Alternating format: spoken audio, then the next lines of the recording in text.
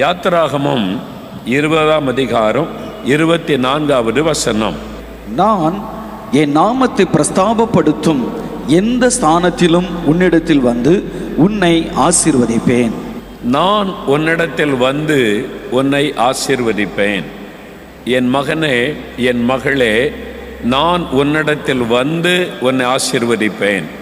இந்த 25வது வருடம் எப்படி இருக்கும்? என் வாழ்க்கையில் என்ன நன்மை ஆண்டவர் வைத்திருக்கிறார்? எனக்கு என்ன வாக்கு கொடுத்திருக்கிறார்? என் குடும்பத்தில் என்ன நடக்க போகிறது? நான் இதுவரைக்கும் இந்த மாதிரி காரியங்களை கடந்து வந்திருக்கிறேன். இந்த வருடத்தில் என் வாழ்க்கை எப்படி இருக்கும்? பலவிதமான கேள்விகள், எண்ணங்கள், எதிர்பார்ப்புகள். ஆண்டவர் இயேசுவை நோக்கி நீங்கள் பார்க்கிறதுனால இயேசு உங்களை பார்த்து சொல்லுகிறார், என் மகனே, மகளே, நான் வந்து உன்னை ஆசீர்வதிப்பேன். I will come to you and I will bless you. உன்னிடத்தில் வந்து உன்னை ஆசீர்வதிப்பேன் என்று ஆண்டவர் வாக்கு கொடுக்கிறார். அவருடைய நாமத்தை பிரஸ்தாபப்படுத்துகிற எந்த இடத்திலும் அவர் வந்து அற்புதம் செய்கிற ஒரு ஆண்டவர். இங்கே இந்த இடத்துல இயேசுவின் நாமத்தை துதித்து பாடி அவருடைய நாமத்தை பிரஸ்தாபப்படுத்துகிறோம். உங்கள் வீட்டில் நீங்கள் இருக்கிற இடத்துல இயேசுவின் நாமத்தை விசுவாசித்து துதித்து அவரை மகிமைப்படுத்துகிறீங்க. அவரை பிரஸ்தாபப்படுத்துகிற எந்த இடத்திலும் அவர் வந்து அற்புதம் செய்கிறவர். இந்த உலகத்தில் ஆண்டவர் இயேசு இறங்கி வந்தபோது மனிதர்கள் மத்தியிலே நன்மை செய்கிறவராய் உலாவிக் கொண்டிருந்தார். ஜனங்கள் பலவிதமான பாடுகள், வேதனையிலே நெருக்கப்பட்டிருந்தாங்க. ஒரு பக்கம் பாவத்தின் பிரச்சனை, இன்னொரு பக்கம் வியாதினால் உண்டான பிரச்சனை, இன்னொரு பக்கம் பிசாசினால் உண்டான போராட்டம், மனிதருடைய வாழ்க்கையிலே நம்பிக்கையற்ற ஒரு சூழ்நிலை, அடிமைத்தனத்தினால் உண்டான ஒரு காரியம், பயம் உள்ளத்தை சூழ்ந்திருந்தது, எதிர்காலத்தை குறித்த நம்பிக்கையற்ற சூழ்நிலை. இயேசு அந்த மக்களை பார்க்கிறார். மெய்ப்பெண்ணில்லாத ஆடுகளைப் போல இந்த மக்கள் இருக்கிறாங்களே, தொய்ந்து போனவர்களாக இருக்கிறாங்களே. அவர் மனதுருகினார். தேவையுள்ள மக்கள், பாடுகள் மத்தியில் இருக்கிற மக்களை பார்த்து இயேசு மனதுருகினார். அந்த மக்களுக்கு அற்புதங்களை செய்தார். ஒரு சமயம் நாயின் என்று சொல்லப்பட்ட ஊருக்கு ஆண்டவர் போகிறார். அங்கே ஒரு விதவை, ஏற்கனவே அந்த மகள் கணவனை இழந்து விட்டார்கள். அந்த விதவைக்கு ஒரே ஒரு மகன்தான் இருந்தான். அந்த மகன்தான் ஆதரவு எல்லாமே. அந்த மகனும் மரித்து விட்டான். அவன் இப்பொழுது மரித்து அவனை அடக்கம் பண்ண கொண்டு போகிறார்கள். அவள் அழுது கொண்டே வருகிறாள். இயேசு அப்பொழுது அந்த இடத்துக்கு வருகிறார். அதை சந்திப்பதற்கு, அந்த விதவையினுடைய கண்ணீரை துடைப்பதற்காகவே இயேசு அங்கே போகிறார். ஆண்டவர் வந்து நின்று, நீ அழாதே என்று ஆறுதல் படுத்தி அந்த வாலிபனை உயிரோடு கூட எழுப்பினார். அவர் வந்து ஒரு ஆசீர்வாதம் கொடுத்தார். அந்த விதவையினுடைய கண்ணீரை துடைக்க ஒரு அற்புதம் செய்தார். அப்பொழுது ஜனங்கள் சொல்கிறாங்க, லூக்கா 7ஆம் அதிகாரம் 16ஆம் வசனத்தில், இவர் சாதாரண மனிதன் அல்ல. இயேசு என்கிற இவர் சாதாரண மனிதன் அல்ல. ஒரு மனிதனால் இப்படிலாம் செய்ய முடியாது. வானத்தை பூமியை உண்டாக்கின தேவன் தமது ஜனங்களை சந்திக்கும்படி வந்திருக்கிறார். கடவுளே மனிதனாக இந்த உலகத்தில் வந்திருக்கிறார். நம்மை சந்திக்க அவர் வந்திருக்கிறார். நமக்கு அற்புதம் செய்ய அவர் வந்திருக்கிறார். நம்முடைய துக்கத்தை மாற்ற அவர் வந்திருக்கிறார் என்று ஜனங்கள் இயேசுவை குறித்து சொன்னார்கள். லூக்கா 7ஆம் அதிகாரம் 16வது வசனத்தில் அதை வாசிக்கிறோம். கடவுள் நம்முடைய ஜனங்களை சந்திக்க வந்திருக்கிறார் என்று. அதுதான் இயேசு. காணக்கூடாத இறைவனாய் இருந்தவர் மனிதர்களுக்கு தன்னை வெளிப்படுத்தி அவர்களை சந்தித்து அவர்களுக்கு அற்புதம் செய்ய மனிதனாய் வந்தார். அவரை தேடி அநேகர் போய் அற்புதம் பெற்று கொண்டாங்க. ஆனால் இயேசு சிலரை தேடி போனார். சிலருடைய வீடுகளுக்கு போனார். அவர்களை சந்தித்தார். அவருடைய வாழ்க்கையில் அற்புதங்களை செய்தார். அப்படிப்பட்ட பல அற்புதங்கள் வேதத்தில் எழுதப்பட்டிருக்கிறது. முதலாவது காரியம், பரிசுத்த லூக்கா எழுதின சுவிசேஷம் 19ஆம் அதிகாரத்தில் ஒரு சம்பவம் எழுதப்படுகிறது. இயேசு கிறிஸ்து எரிகோ என்ற பட்டணத்திற்கு வருகிறார். அங்கே ஒரு மனிதனை இயேசு சந்திக்கிறார். அவனுடைய பெயர் சகேயு என்பது. அவன் ஆயக்காரருக்கு தலைவனாக இருந்தான். பெரிய பணக்காரன், செல்வந்தன். அந்த ஊரிலேயே பெரிய செல்வந்தன் என்று சொல்லலாம். ஒரு பெரிய அரசாங்க அதிகாரியாய் பணி செய்கிறவன். அதாவது வரி வசூலித்து அரசாங்கத்துக்கு கொடுக்கக்கூடிய அதிகாரி.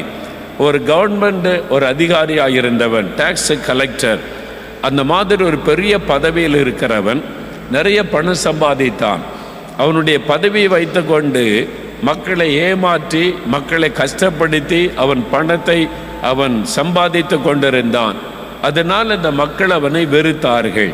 அந்த ஊரில் யாரும் அவன் வீட்டுக்கு போக மாட்டாங்க, அவனை மதிக்க மாட்டாங்க, அவனோடு பேச மாட்டாங்க, அவனை நேசிக்க மாட்டாங்க, அவனை சபிப்பாங்க. இவன் நம்மளை ஏமாற்றுகிறவன், நம்ம பணத்தை எல்லாம் எடுத்துக்கொண்டு சுருட்டுகிறவன், இவன் நமக்கு துரோகம் பண்ணுகிறவன், அந்த மாதிரி அவனை குறித்து தப்பாக பேசி அவனோடு யாரும் ஐக்கியப்படுவதே இல்லை.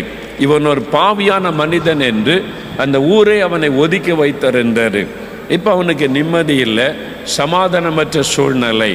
அப்போதான் இயேசு அவனை பெயர் சொல்லி அழைத்து, சகையுவே, இன்றைக்கு உன் வீட்டுக்கு நான் வருகிறேன், உன் வீட்டில் நான் தங்க போகிறேன் என்று சொல்லுகிறான். அவனால் நம்பவே முடியல.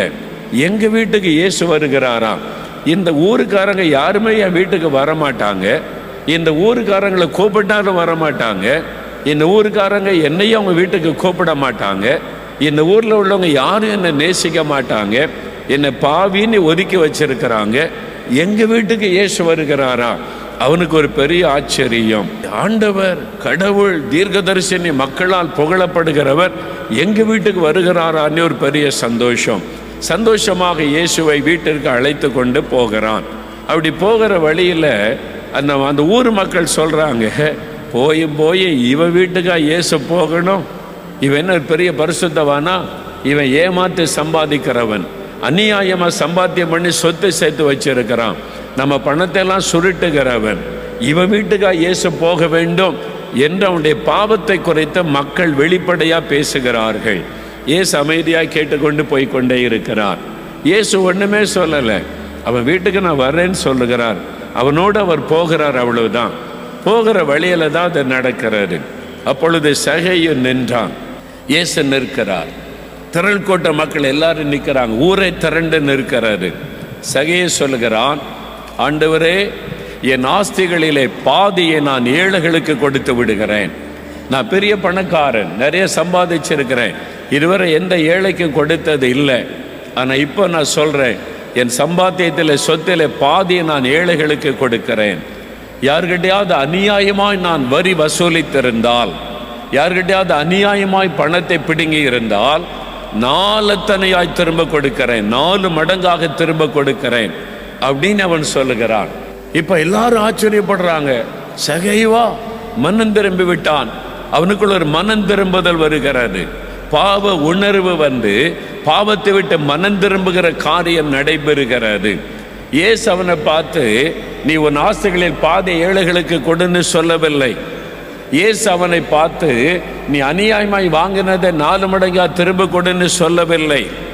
ஆனால் இயேசுடைய பிரசன்னமே அவனை மாற்றுகிறது. இயேசு உங்க வாழ்க்கையில வந்துட்டா பாவம் தானாக வெளியேற போய்விடும். இயேசு உங்க வீட்டுக்குள்ளே வந்துவிட்டால் வெளிச்சம் வந்தவுடனே இருள் விலகுவதை போல உன்னுடைய வாழ்க்கை தலைகளாய் மாற்றப்பட்டு விடும். அதுக்கு தான் இயேசு சொல்லுகிறார், நான் வருவேன், உன் வீட்டுக்கு வருவேன், உன் வாழ்க்கைக்குள்ளே நான் வருவேன், நான் வந்து உன்னை ஆசீர்வதிப்பேன். இப்போ இயேசு அவனுக்கு ஒரு ஆசீர்வாதம் கூறுகிறார். சகைவன் வீட்டுக்கே ஒரு ஆசீர்வாதம். என்ன ஆசீர்வாதத்தை ஆண்டவர் கொடுக்கிறார் அப்படின்னு பார்த்தீங்கன்னா, லூக்கா 19ஆம் அதிகாரம் 9ஆம் வசனத்தில், இன்றைக்கு இந்த வீட்டிற்கு ரட்சிப்பு வந்தது. ஆண்டவர் சொல்லுகிறார், ரட்சிப்பு என்கிற ஆசீர்வாதத்தை ஆண்டவர் தருகிறார். அதாவது உன்னுடைய பாவங்கள் மன்னிக்கப்பட்டது. சகையுவே, இதுவரை நீ செய்த பாவங்கள் மன்னிக்கப்பட்டது. இன்றைக்கு உன் வீட்டிற்கு ரட்சிப்பு வந்தது. உனக்கு மாத்திரமல்ல, உன் குடும்பத்திற்கு இந்த ரட்சிப்பு. அந்த சாபம் என்கிற அந்த பாவத்தினால் உண்டான சாபத்திலிருந்து ஒரு விடுதலை, அந்த நிம்மதியற்ற சூழ்நிலை மாறி வீட்டுக்குள்ள ஒரு சமாதானம். சகையும் மனம் திரும்பினது நிமித்தம் ஒரு பெரிய ஆசீர்வாதத்தை ஆண்டவர் தருகிறார். ஆண்டவர் கொடுக்கிற மிகப்பெரிய ஆசீர்வாதம் பாவ மன்னிப்பாகிய ரட்சிப்பு, பாவ மன்னிப்பாகிய தேவ சமாதானம். இன்றைக்கு உங்களுடைய குடும்பத்துக்குள்ள சமாதானம் இல்லை, உங்களுடைய உள்ளத்துக்குள்ள சமாதானம் இல்லை, சமாதானமற்ற நிலைமையில குழப்பத்தோடு நீங்கள் வந்திருக்கலாம். ஏதோ ஒரு சாபம் தொடருகிறது, இந்த பாவம் என் வாழ்க்கையில் இருக்கிறது, பண ஆசை இருக்கிறது, எப்படியாவது பணம் சம்பாதிக்க வேண்டும் என்று ஏமாற்றி சம்பாதித்து நிம்மதி போய்விட்டது, ஏதோ ஒரு பாவ பழக்க அடிமையாக்கி விட்டது. இந்த நிலைமையில் ஆண்டவர் சொல்லுகிறார், நான் வந்து உன்னை ஆசீர்வதிப்பேன். அந்த ஆசீர்வாதம் பாவ மன்னிப்பு, பாவத்திலிருந்து விடுதலை, பரிசுத்த வாழ்க்கை, தேவ சமாதானம். இதுதான் ஆண்டவர் உங்களுக்கு என்று வைத்திருக்கிற மிக முக்கியமான ஆசீர்வாதம். இந்த ஆசீர்வாதத்தை நீங்க பெற்றுக்கொள்ள வேண்டும். பாருங்க, நான் ஊழியத்துக்கு அர்ப்பணித்த ஆரம்ப நாட்கள் சென்னையில் அப்போ நான் இருந்தேன். அப்போ ஒரு பெரிய கூட்டத்தில் ஒரு நண்பர் வந்து தன்னுடைய அனுபவத்தை சாட்சியாய் சொன்னார். அவர் வந்து தமிழ்நாட்டு இந்த போக்குவரத்து துறை இருக்குல்ல, பஸ்ஸில் கண்டக்டராக அவர் பணி செய்தார். பஸ்ஸில் கண்டக்டராக அவர் பணி செய்தார். நடத்தினர், டிரைவர் இருப்பாங்க, நடத்தினர் இருப்பாங்கள்ல, கண்டக்டர். அந்த நாட்களில் பஸ்ஸில் ஏறும் பொழுது அந்த சில காய்கறிகள், சில லக்கேஜுகள், சில பொருட்களை பெருசாக வாங்கிட்டு போவாங்க. வியாபாரத்துக்காக சிலர் பொருட்களை கொண்டு போவாங்க. அந்த பஸ்ஸில் அந்த பொருளை ஏற்றினால் லக்கேஜுக்கு, அந்த பொருளுக்கு ஒரு டிக்கெட் வாங்கணும். இவங்க பிரயாணப்பட ஒரு டிக்கெட் எடுக்கணும், லக்கேஜுக்குன்னே ஒரு டிக்கெட் எடுக்கணும். இது அரசாங்க ஒழுங்கு. சின்ன பை வச்சுருந்தா ஒன்றும் சொல்ல மாட்டாங்க. கூடைகள், பெரிய பொருட்கள் இருந்தால் அந்த லக்கேஜுக்கு ஒரு டிக்கெட் வாங்கணும் அப்படின்னு சொல்லி. அப்போ இந்த கண்டக்டர் என்ன செய்வார்னா, இவங்களுக்கு மட்டும் டிக்கெட் கொடுப்பார். இந்த பொருளுக்கான டிக்கெட்டு காசை வாங்கி கொள்ளுவார், டிக்கெட் கொடுக்க மாட்டார். அந்த காசை தான் பாக்கெட்டில் போட்டு விடுவார். அது அரசாங்கத்துக்கு போக வேண்டிய பணம், அதை எடுத்து தான் பாக்கெட்டில் போட்டு கொள்ளுவார். அதுக்கு டிக்கெட் கொடுக்க மாட்டார்.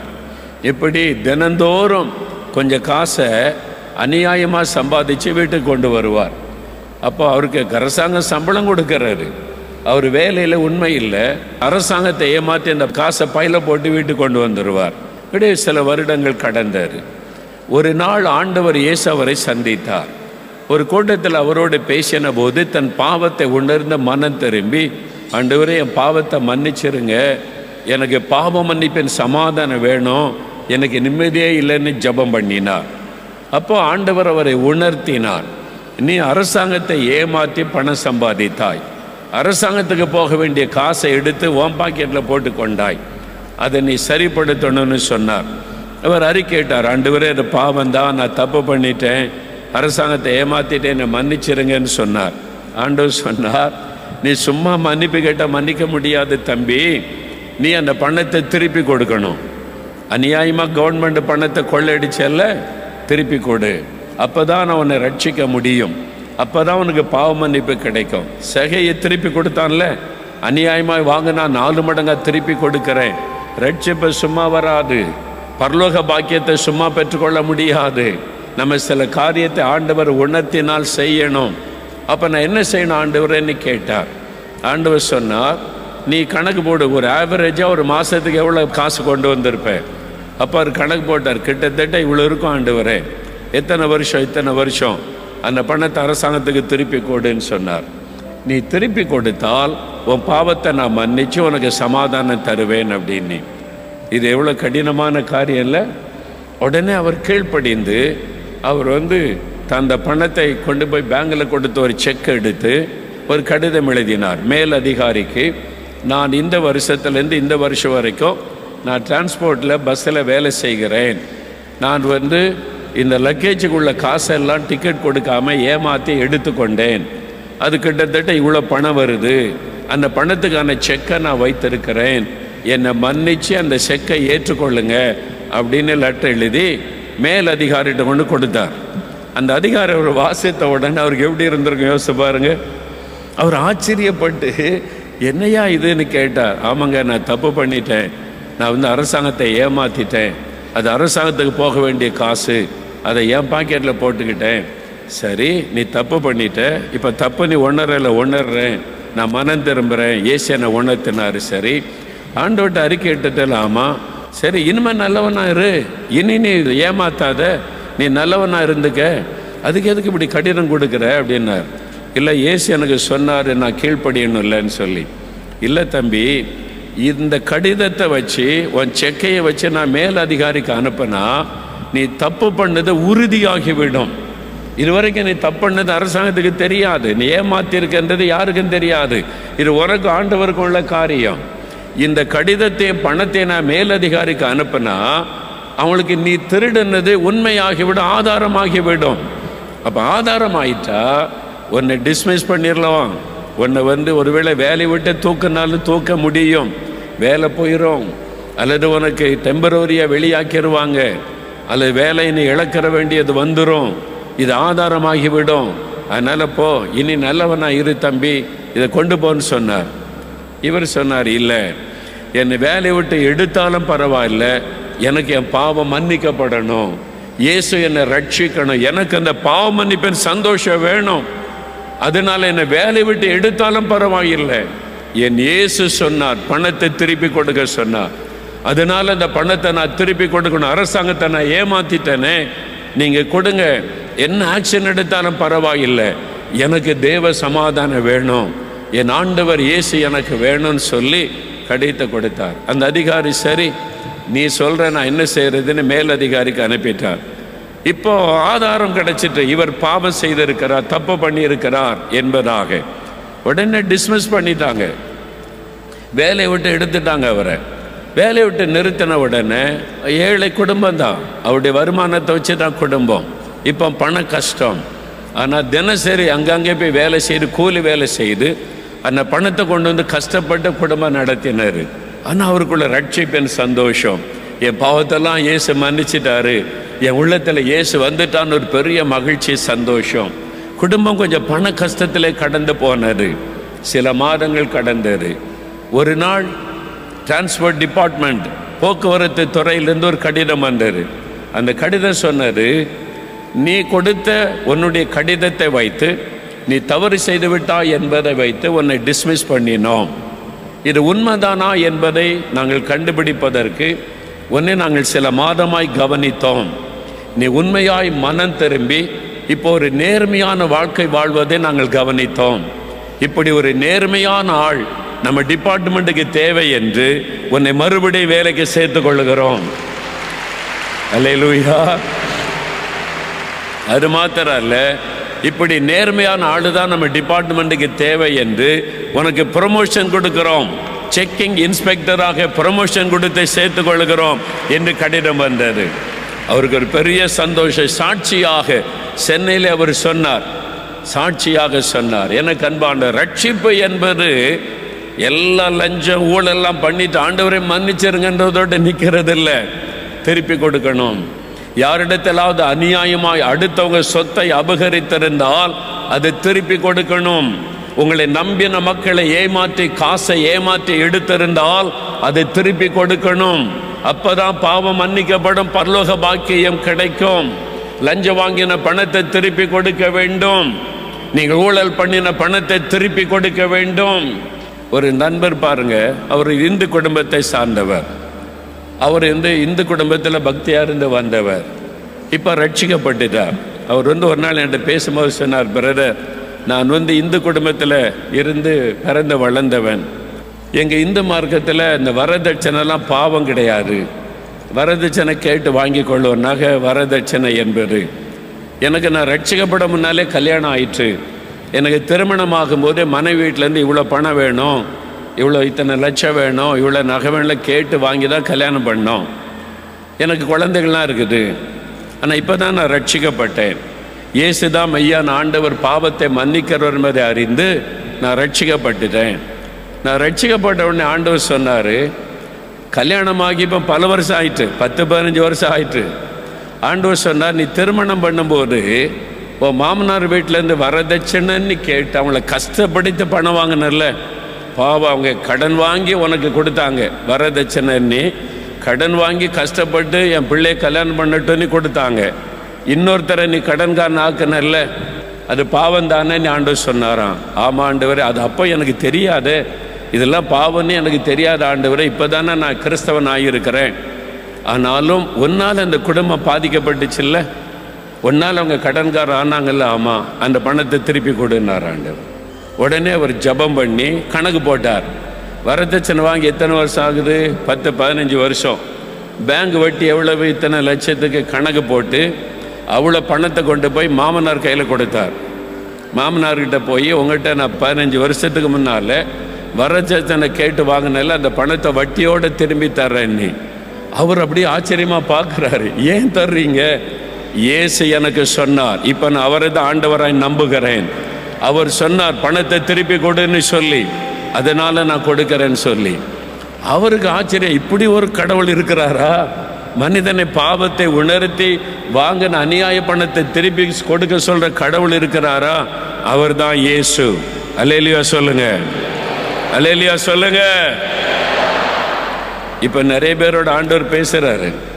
அநியாயமா மிரட்டி காசு வாங்கினீங்கல்ல வரதட்சணை, யார் யாரை திருப்பி கொடுக்க சொல்றாரோ வட்டியோட போய் திருப்பி கொடுத்துருங்க. அப்பதான் பரலோகத்துக்கு வர முடியும். வியாதியில சுகம் பெறலாம், விடுதலை கிடைக்கலாம். பரலோகத்துக்கு வரணுமானா வசனத்துக்கு கீழ்ப்படியான ஆமேன்னு சொல்லுங்க. பெண்களுக்கு சந்தோஷம் வர ஆரம்பிச்சிட்டு, அப்ப நம்ம கணவர் திருப்பி கொடுத்துருவாரு அப்படின்னு சொல்லி. யாரா இருந்தாலும் அதுதான். பாருங்க, வேதம் சொல்லுகிறது, சகையும் அநியாயமாய் வாங்கினதை நான் நாலத்தனையாய் திரும்ப கொடுக்கிறேன். அதனாலதான் ஆண்டவர் சொல்லுகிறார், இன்றைக்கு இந்த வீட்டுக்கு ரட்சிப்பு வந்தது, பாவ மன்னிப்பு வந்தது. பாவ மன்னிப்பு சாதாரணமாய் கிடைக்கிறது அல்ல. இயேசு சிலுவையில ரத்தம் சிந்தி சம்பாதித்தது. அவர் தன்னுடைய ரத்தத்தை சிந்தி நம்முடைய பாவத்தை சுமந்து தீர்த்து பாவ மன்னிப்பை நமக்கு ஏற்படுத்தினார். பாவத்தை விட்டு மனம் திரும்பி வரும் பொழுதுதான் அந்த ரட்சிப்பை என்கிற ஆசீர்வாதம். இதுதான் மிக முக்கிய ஆசீர்வாதம். இந்த ஆசீர்வாதத்தை பெற்றுக்கொள்ளாம நீங்க சுகம் பெறலாம், விடுதலை பெறலாம், கோடி கோடிய பணத்தை பெற்றுக்கொள்ளலாம், சொத்துக்களை பெறலாம். அதை வைத்து பரலோகத்துக்கு போக முடியாது. பரலோகம் என்கிற பாக்கியத்தை பெற வேண்டுமானால் பாவத்தை விட்டு மனம் திரும்பி ரட்சிக்கப்பட வேண்டும். இதுதான் ஆண்டவர் கொடுக்கிற மிகப்பெரிய ஆசீர்வாதம். நான் வர்றேன் உன் வீட்டுக்கு, உன் வீட்டில் வந்து நான் சுத்திகரிக்கிறேன், பாவ மன்னிப்பை உனக்கு தருகிறேன், ரட்சிப்பை தருகிறேன் என்று ஆண்டவர் சொல்லுகிறார். ஆண்டவரிடத்தில் சொல்லுங்க. ஏதோ ஒரு பாவத்தை விட முடியல, குடிப்பழக்கம், மதுபானம், ரகசிய பாவங்கள், இந்த பாவத்தை விட முடியல, நிம்மதியும் இல்லை. இயேசு இன்னைக்கு விடுதலை தருவார். நீங்க செய்ய வேண்டிய ஒரே ஒரு காரியம், ஆண்டவரே நான் பாவிதான், என்னை மன்னித்து எனக்கு விடுதலை தாரும். நீங்க பாவத்தை மறைக்காமல் அறிக்கையிட்டால் எந்த பாவத்தை மன்னித்து விடுதலை கொடுக்க இயேசு வல்லமை உள்ளவர். உங்களுக்கு தேவை பாவ மன்னிப்பாகிய ரட்சிப்பு, பாவத்திலிருந்து விடுதலை. அது ஆண்டவர் கொடுக்கிற மிகப்பெரிய ஆசீர்வாதம்.